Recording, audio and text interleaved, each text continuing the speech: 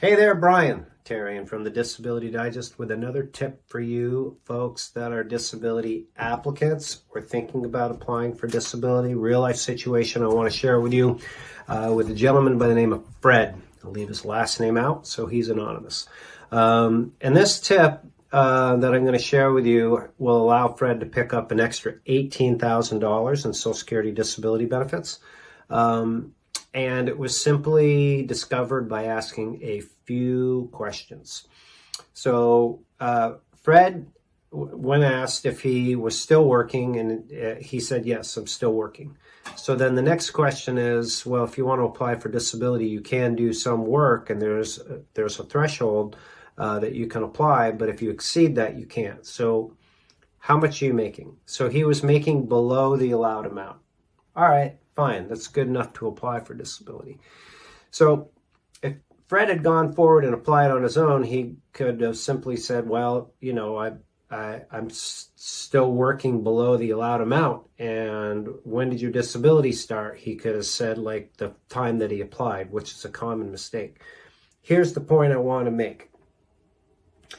Fred has been working at this $700 range for about 2 years.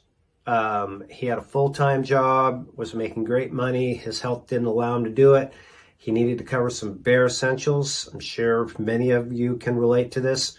So he got a part-time gig where he was making that amount of money. So with Social Security, here's the deal. Here's the point I want to make with you.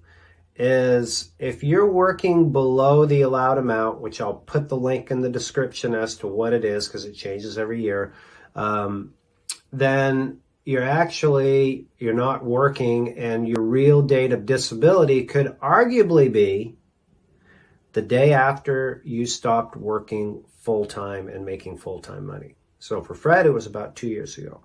So what that means for Fred is this. You can go back and get the maximum of 12 months worth of benefits. In order to do that, you would need to go back 17 months because the first 5 months is an elimination period, and then the 12 months of back benefits. Well, for 24 months, Fred's been below the allowed amount, so that's easy to do. So in this situation, we'd say, okay, he stopped working full-time because of his condition 24 months ago, and you have the 5-month elimination period, the 12 months of back benefits, and boom, that's where the $18,000 come in. So the mistake could have been that he said, well, I just really want to apply now. My date of disability is now.